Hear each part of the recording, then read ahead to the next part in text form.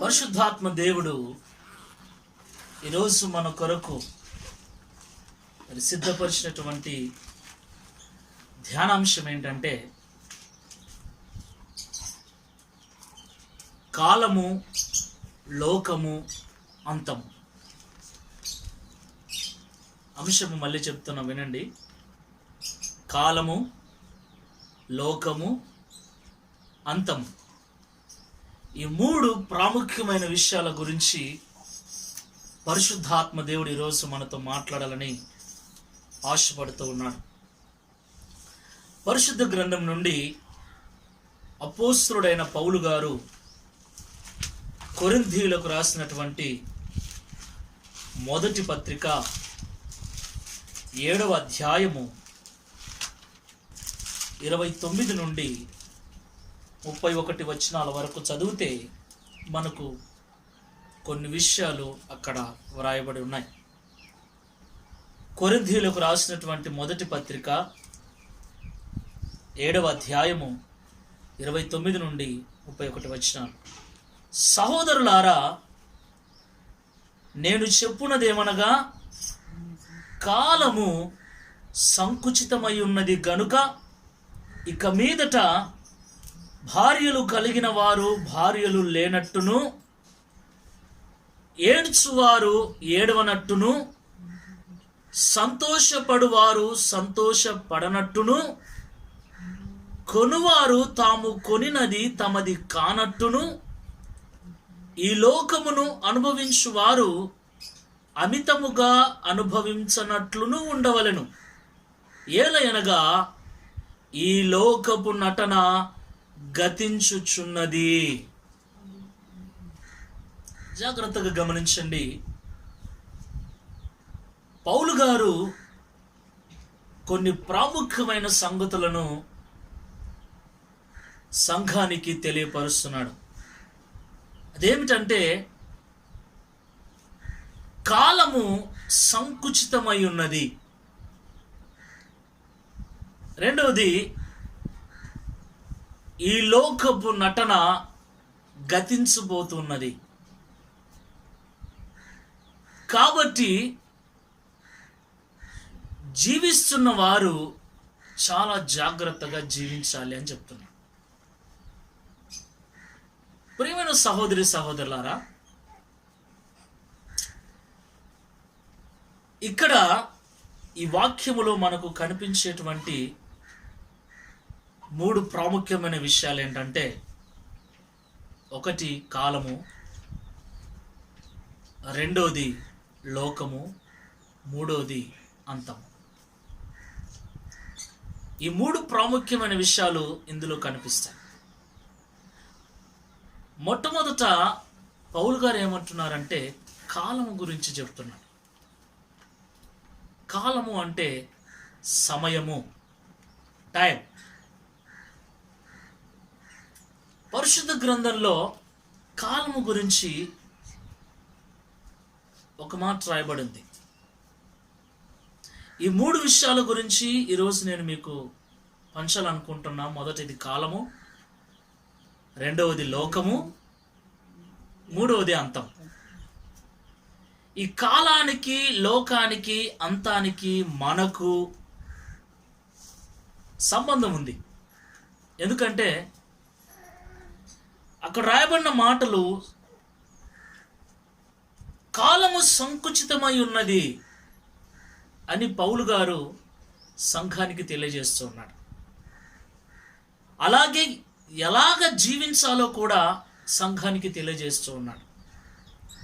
అలాగే ఈ లోకంలో ఉన్నటువంటి నటన, ఈ లోకపు నటన గతించిపోబోతుంది, అంటే అంతరించిపోబోతుంది, అంటే అంతము రాబోతుంది అన్న సత్యాన్ని కూడా ఈ వాక్యములో పౌలు గారు తెలియపరుస్తున్నారు. ఇందులో మొట్టమొదటిగా కాలము గురించి మనము ధ్యానం చేస్తే, ప్రియులారా, పరిశుద్ధ గ్రంథంలో ప్రసంగి గ్రంథం 3వ అధ్యాయంలో చూస్తే, ప్రసంగి గ్రంథం ప్రతి దానికి సమయము కలదు, ఆకాశము క్రింద ప్రతి ప్రయత్నమునకు సమయము కలదు. పుట్టుటకు సమయము కలదు, చావటానికి సమయం కలదు. నాటటానికి సమయము కలదు, నాటబడిన దానిని పెరికివేయటకు సమయం కలదు. చంపుటకు సమయం కలదు, బాగు చేయుటకు సమయం కలదు. పడగొట్టుటకు సమయం కలదు, కట్టుటకు సమయం కలదు. ఏడ్చుటకు సమయం కలదు, నవ్వుటకు సమయం కలదు. దుఃఖించుటకు సమయం కలదు, నాట్యమాడుటకు సమయం కలదు. రాళ్లను పారవేయుటకు సమయం కలదు, రాళ్లను కుప్పగా వేయుటకు సమయం కలదు. కౌగిలించుటకు సమయం కలదు, కౌగిలించుట మానుటకు సమయం కలదు. వెదకుటకు సమయం కలదు, పోగొట్టుకునుటకు సమయం కలదు. దాచుకొనుటకు సమయం కలదు, పారవేయుటకు సమయం కలదు. చింపుటకు సమయం కలదు, కుట్టుటకు సమయం కలదు. మౌనంగా ఉండటానికి సమయం కలదు, మాటలాడుటకు సమయం కలదు. ప్రేమించుటకు సమయం కలదు, ద్వేషించుటకు సమయం కలదు. యుద్ధము చేయటానికి సమయం కలదు, సమాధాన పడటానికి సమయం కలదు.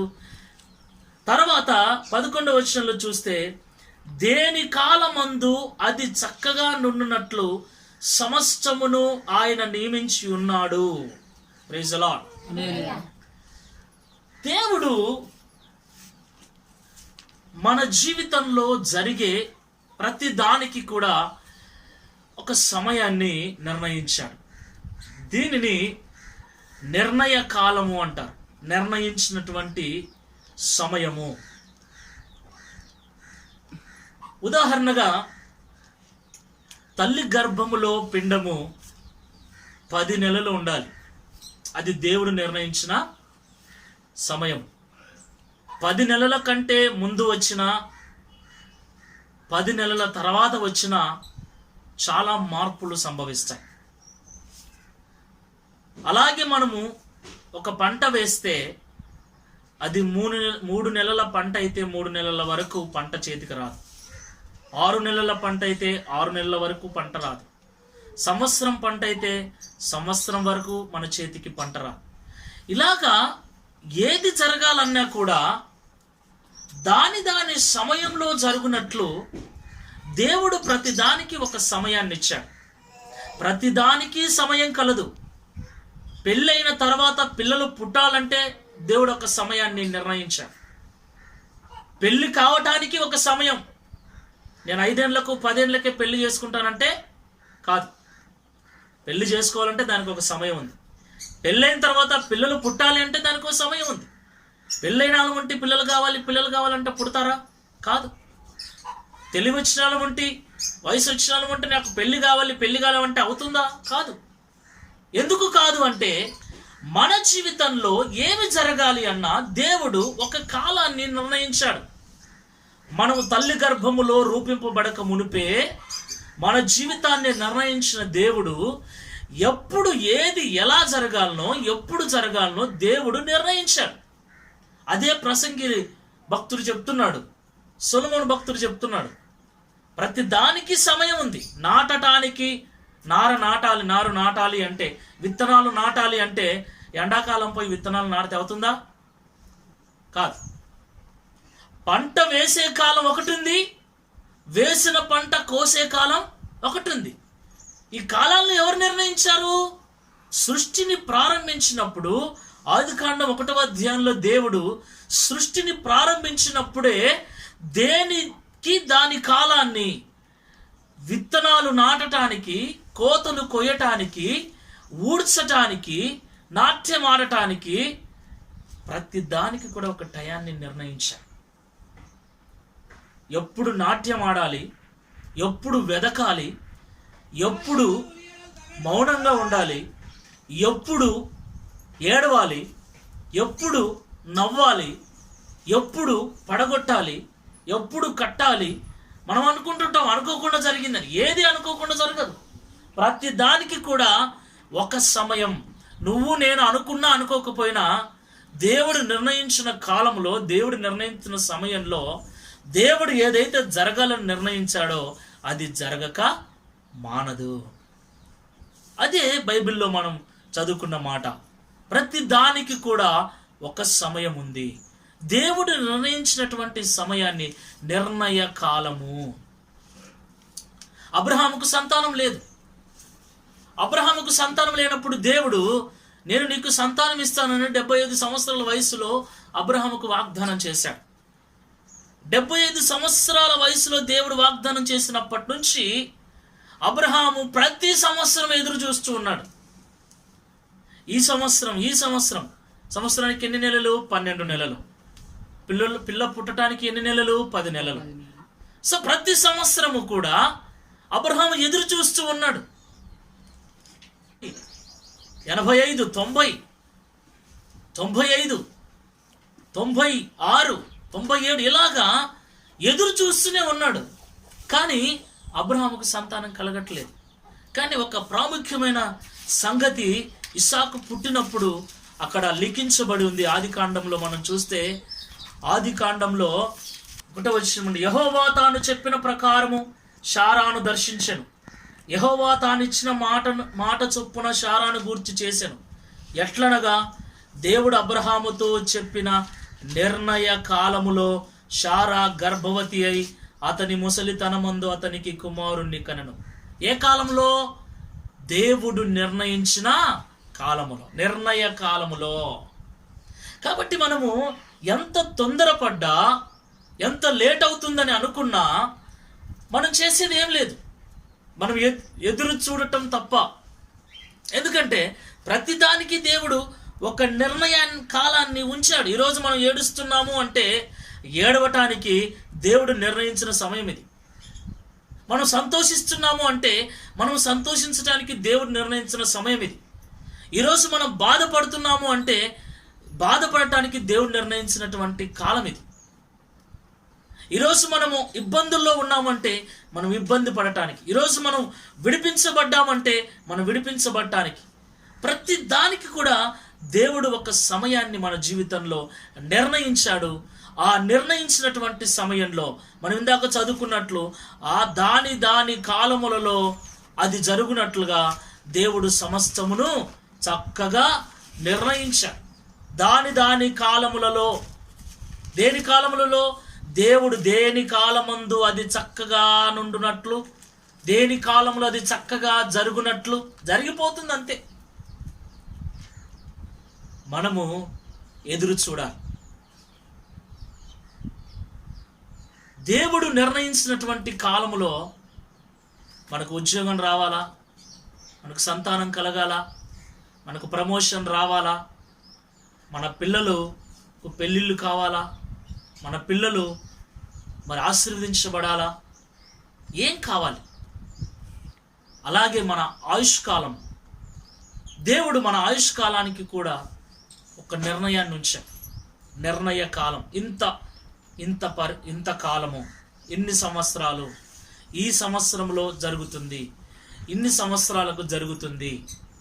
కాలములు 2 రకాలు. ఒకటి దేవుడు మనకిచ్చిన కాలము, రెండోది దేవుని కాలం. దేవుడు మనకిచ్చిన కాలము ఉంది, దేవుని సమయము ఉంది. దేవునికి ఒక సమయం ఉంది. అలాగే దేవుడు మనకు సమయాన్ని ఇచ్చాడు, మనకు కొంత కాలాన్ని ఇచ్చాడు, మనకు కొన్ని సంవత్సరాలు ఇచ్చాడు. దేవుడు మనకిచ్చిన సమయము, దేవుడు మన జీవితంలో నిర్ణయించిన సమయము. జాగ్రత్తగా గమనించండి. దేవుడు మనకిచ్చిన సమయము, దేవుడు మన జీవితంలో నిర్ణయించినటువంటి సమయం. ఈ సమయం వరకు నువ్వు ఇది చెయ్యాలి అని దేవుడు కొంత సమయాన్ని మనకిచ్చాడు. ఇప్పుడు ఫర్ ఎగ్జాంపుల్ మనం ఏదైనా ఒక పని చేయటానికి ఈ సమయం నుండి ఈ సమయం వరకు, ఉదయకాల సమయంలో మనం డ్యూటీకి వెళ్ళాం, ఉదయం 10 గంటలకు వెళ్తే సాయంత్రం 5 గంటల వరకు. ఇది ఏ సమయం? డ్యూటీ సమయం, మనము చేయవలసినటువంటి పని సమయం. ఇది ఆఫీస్ వారు మనకిచ్చినటువంటి సమయం. అలాగే మనం పొలమునకు వెళ్ళినప్పుడు, పనికి వెళ్ళినప్పుడు ఉదయం 9కి వెళ్తే మధ్యాహ్నం సమయమా లేకపోతే సాయంత్రం సమయమా, ఆ సమయం అనేది ఆ పని కొరకు మనము కలిగి ఉన్నటువంటి సమయం. ఇది మన సమయం. అయితే దేవుడు నిర్ణయించినటువంటి సమయం ఉంటుంది, అది చివరిలో ఉంటుంది. లాస్ట్ సమయం అనేది, దేవుని సమయం అనేది చివర ఉంటుంది. మధ్యలో అంతా మన సమయమే. మధ్యలో మన సమయం ఉంటుంది, దేవుని సమయము చివరిలో ఉంటుంది. నిర్ణయ కాలము. దేవుడు 75 సంవత్సరాల్లో అబ్రహాముకు మాట ఇచ్చాడు, 100 సంవత్సరాలలో ఆ మాట నెరవేర్చుకున్నాడు. 75 సంవత్సరాల్లో మాట ఇవ్వటం, 100 సంవత్సరాల్లో నెరవేర్చడం అంటే 25 సంవత్సరాలు అబ్రహాం ఎదురు చూశాడు. అంటే ఈ 24 సంవత్సరాలు ఏంటి, ఈ 25 సంవత్సరాలు ఏంటి మధ్యలో? ఇది మన నిరీక్షణ కాలం. దేవుని నిర్ణయ కాలమే మన నిరీక్షణ కాలం. వాస్తవానికి దేవుడు నిర్ణయించిన కాలము 100 సంవత్సరములో అబ్రహాముకు సంతానం ఇస్తానని. 75 సంవత్సరాల్లో చెప్పాడు, దాని నెరవేర్పు 100 సంవత్సరాల్లో జరిగింది. ఈ మధ్యలో నిరీక్షణ కాలం ఉంది. ఇది మన టైం, దేవుడు మనకిచ్చినటువంటి టైం. కానీ దేవుని టైం ఎప్పుడుంది? నిర్ణయ కాలం అంటే 100 సంవత్సరాలు, అంటే చివరిలో. ఇక్కడ పౌలు గారు చెబుతున్నటువంటి కాలము సంకుచితమై ఉన్నది. అంటే దేవుడు మనకిచ్చిన కాలము ప్లస్ దేవుడు నిర్ణయించిన కాలము సంకుచితం అంటే కొంచెముగా ఉంది అని అర్థం. ఆమేన్. అదే పౌలు భక్తుడు చెప్తున్నాడు, కాలము సంకుచితమై ఉన్నది, కాలము కొంచెమే ఉంది. దేవుడు నిర్ణయించిన కాలము, మనకు నిర్ణయించిన కాలము, లోకానికి నిర్ణయించిన కాలము. అందుకే చివరిలో అంటాడు, లోకపు నటన గతించుచున్నది. అంతము రాబోతుంది లోకానికి. లోకానికి అంతం వస్తే మనకు కూడా అంతం వచ్చినట్లు. మనం ఎక్కడున్నామండి? మనం లోకంలోనే ఉన్నాం. లోకానికి అంతం ఎప్పుడు వస్తుంది? కాలము సంపూర్ణమైనప్పుడు. కాలం ఎప్పుడు సంపూర్ణమవుతుంది? కాలము కొంచెమే ఉంది, కొంచెం ఉంది, దండిగా లేదు. అందుకే పౌలు అంటున్నాడు, కాలము సంకుచితమై ఉన్నది. కాలము ఎప్పుడైతే పూర్తవుతుందో, సంపూర్ణమవుతుందో, నిర్ణయ కాలం వచ్చేస్తుంది. అంటే చివరి గడియ వచ్చేస్తుంది. చివరి గడియ. ఒక్క రోజుకు 24 గంటలు. మొదటి గంట మనం అనుకుంటాం ఇంకా 23 గంటలు ఉంది అని. మధ్యాహ్నం 12 గంటలు అవుతుంది, మనం అనుకుంటాం ఇంకా 12 గంటలు అవుతుంది ఉందిలే అని. 23వ గంట అప్పుడు మనం అనుకుంటాం సమయం ఎంత ఉంది, ఇంకా గంటే ఉంది. ఉదయం 9కి మనం పనికి వెళితే సమయం ఎప్పుడవుతుందా అని ఎదురు చూస్తాం ఇంటికి రావటానికి. అంటే సాయంత్రం 5 అయితే మనం ఇంటికి రావాలి. మధ్యాహ్నము భోంచేసేంత వరకు ఆలోచన చేయం. అన్నం తిన్న తర్వాత శుభ్రంగా మరలా 2వ షిఫ్ట్ పనిలోకి వెళ్ళిన తర్వాత 3 గంటల నుంచి 4 గంటల నుంచి పక్కన వాళ్ళని గోపుతూ ఉంటాం. టైం ఎంత అయింది, ఎవరి దగ్గరన్నా సెల్ ఉంటే, ఎవరి దగ్గరన్నా వాచ్ ఉంటే. యజమానులను అడగం టైం ఎంత అయిందని, ఎందుకంటే వాళ్ళ కోపం. ఎవరు అడుగుతాం? పక్కన వాళ్ళని అడుగుతాం టైం ఎంత అయింటుంది. ఒకవేళ టైం పొరపాటున అయిందనుకో, మొక్కలు చూసుకుంటాం, పని చేయం. లేకుంటే రాయి తీసి బాగా పని చేసుకుంటా ఉంటారు, పట్టించుకోకుండా రాయి తీసి వాళ్ళ మీదకి విసిరేచ్చాం. ఎందుకంటే పిలిస్తే అందరూ చూస్తారు. ఇంటి యజమానుడు కూడా, పొలం యజమానుడు కూడా మనతోనే ఉంటాడు కాబట్టి చూస్తే ఇబ్బంది అని చెప్పేసి రాయి విసిరేస్తాం. వాళ్ళు మాత్రమే చూస్తే పైకి చూపించాం ఏమైందని, టైం అయిందని. బాగా వయసు పెద్దగా ఉన్న వాళ్ళు ముసలులకు చెప్తాం. ముసలు అడిగితే ఏమనరని చెప్పేసి వాళ్ళకి చెప్తాం టైం అయింది అడగమని. అప్పుడు వాళ్ళు కానీ నేను ఇంకా వచ్చేపు ఉంది, కానీ నేను వచ్చేపు చేసిపోదాం, టైం అయింది కానీ అని వాళ్ళు అంటారు. సిగ్నల్స్ పనికి వెళ్ళే వాళ్ళకి ఇవన్నీ బాగా అర్థమవుతాయి. అడగకుండానే వాళ్ళు చెప్తారు కానీ టైం అవుతుంది, కానీ తొందరగా గబగబా చేయండి.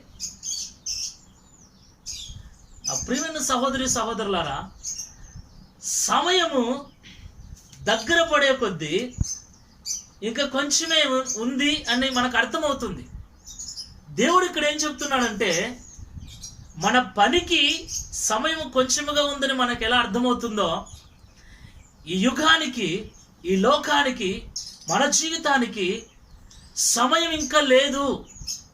దేవుడు నిర్ణయించినటువంటి ఆ నిర్ణయ కాలం దగ్గర పడుతుంది అన్న సత్యాన్ని పౌలు గారు ఇక్కడ గుర్తు చేస్తూ, కాలము కొంచెమే ఉంది, కాలము సంకుచితమై ఉంది. కాబట్టి కాలము కొంచెమే, టైం కొంచెంగా ఉన్నప్పుడు ఏం చేస్తాం? ఒక 10 నిమిషాలలో ఇంటికి పోతాం అనంగా, ఒక గంటలు ఇంటికి పోతాం అనంగా ఎక్కర్లేని హుషారు వచ్చేస్తుంది పనిచేసే వాళ్ళ. మధ్యాహ్నం వరకు అటు ఇటు చేస్తారు. మధ్యాహ్నం నుంచి అన్నం తిన్న తర్వాత కొంచెం బండ్లు తూకం అవుతాయి, నిద్ర వస్తుంది, పని చేయటానికి బాడీ సహకరించదు, ఆవలింపులు వస్తూ ఉంటాయి, చాలా ఇబ్బందులు పడుతూ ఉంటారు కొంతమంది. ఇంకా సమయం పూర్తయ్యేసరికి ఇంకా ఇంకొక అరగంటకు పని వదులుతారు అనంగా ఎక్కడ లేని హుషారు వచ్చేసి, ఒకవేళ మనం చేసేటువంటి పనులు, ఒకవేళ మిరపకాయలు కోయడానికి వెళ్తే ఆ బుట్టలలో ఉన్న మిరపకాయలన్నింటినీ కూడా సమకూర్చేస్తాం. అందరూ కొన్నే ఉండని, లేకుంటే పొద్దునంతా పూర్తిగా నిండేదాకా తీసుకోరు. కానీ సమయం అయ్యే కొద్దీ బుట్టలో 4 మిరపకాయలు ఉండని, 10 మిరపకాయలు ఉండని అన్నిటిని తీసుకెళ్తారు. అలాగే పత్తి తీర్చడానికి వెళ్తే ఒళ్ళో కొంచెం పత్తి ఉన్నా కానీ సమయం అయిపోయింది కాబట్టి అందరూ హుషారుగా ఉన్నదాన్ని అంతా కూడా వేసేసి ఒక చోట జమ చేసేస్తారు. అంటే అందరూ కూడా వెళ్ళటానికి సిద్ధపడతారు. పౌలు గారు అంటున్నారు, సమయం కొంచెముగా ఉంది కాబట్టి మీరు సిద్ధపడండి. ఎలా సిద్ధపడాలి అంటే, భార్య ఉన్నవాడు భార్య లేనట్లు సిద్ధపడాలి. భార్య ఉన్నవాడు భార్య లేనట్టు, ఏదైనా ఒక వస్తువు కొన్నవాడు కొన్నది తమది కానట్టు. ఎందుకు?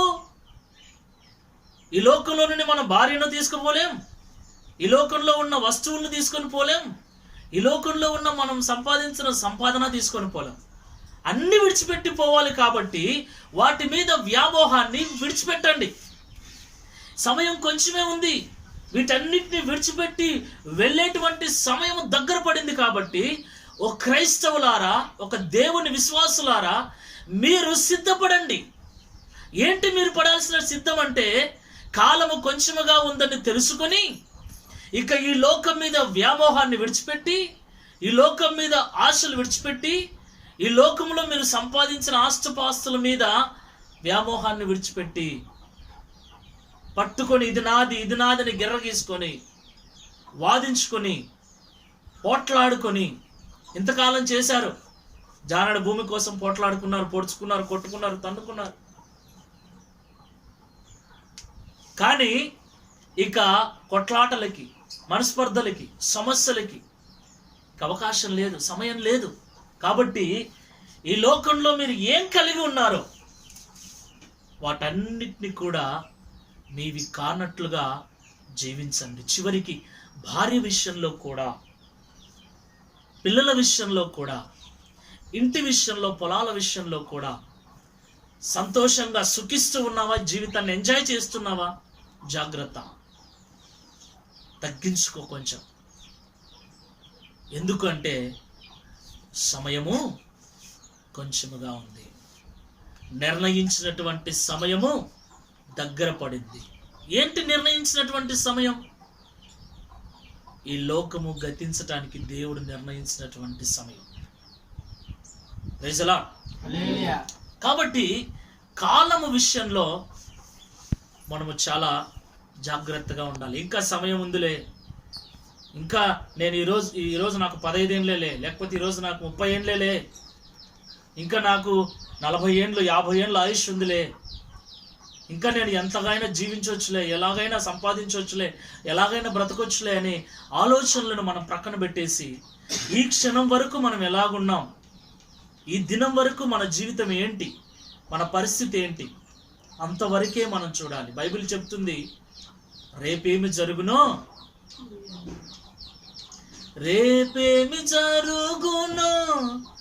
ఎవరికి తెలుసు, నీ గతి ఏమౌను నీకేమి తెలుసు. నేను ఆలోచించి, దేవుడు నా చేత రాయించిన పాట బాగా ఆలోచించాను. ఏం జరుగుతుందో తెలీదు. ఈరోజే బాగున్నాం అనుకునే మనిషి తెల్లారితే ఉండట్లేదు. మరొక నిమిషానికి, మరొక గంటకి మనకు కనిపించట్లేదు. ప్రపంచంలో ఉన్న పరిస్థితులన్నీ తారుమారైపోతున్నాయి. చిత్ర విచిత్రంగా మారిపోతున్నాయి. అంతలోనే బాగుంది అనుకుంటుంటే అంతలోనే భయంకరమైన సంఘటనలు సంభవిస్తూ ఉన్నాయి. భయంకరమైన కాలం. అందుకే అపోస్తలుడైన పౌలు గారు తిమోతికి పత్రిక రాసి అంటాడు, అంచె దినములలో అపాయకరమైన కాలములు వస్తాయి. ఇప్పుడు మనం నివసిస్తున్నటువంటి ఈ కాలము అపాయకరమైన కాలం, అంత్యకాలం, చివరి కాలం. ఆ విషయాన్ని గుర్తు చేస్తూ పౌలు గారు అంటున్న కాలము సంకుచితమైంది, కాలము కొంచెమే ఉంది. కాబట్టి నీ జీవితాన్ని జాగ్రత్తగా చూసుకో. ఎంతో ఉంది భవిష్యత్తు అని నువ్వు పొరపాటున కూడా అనుకోవద్దు. నేడను సమయము నీకుండగానే, ఈ రోజు కూడా పూర్తిగా మంది కాదు. ఈ సమయమే, ఈ క్షణమే మంది, ఈ నిమిషమే మంది. నెక్స్ట్ నిమిషం ఏమవుతుందో మనం ఊహించలేం. కాబట్టి కాలము గురించి మనం జాగ్రత్తగా గమనించాలి. రెండో విషయం ఏంటంటే లోకము.